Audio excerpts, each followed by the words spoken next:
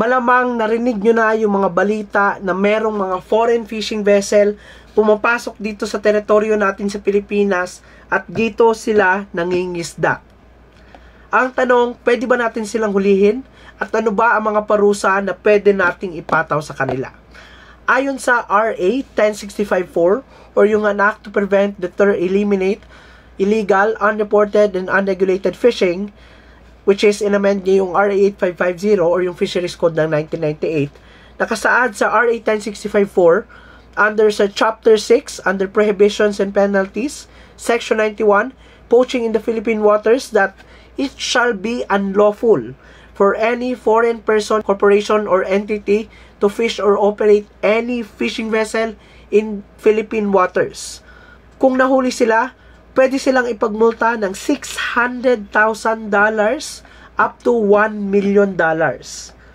At pag na-convict sila by a court of law, pwede silang ipagmulta ng $1.2 million. And pag kumpiska ng kanilang huli, gamit pangisda at ng kanilang barko. At nakalagay rin dito na pag nahuli sila sa internal waters natin, merong additional penalty of imprisonment ng 6 months and 1 day or up to 2 years and 2 months.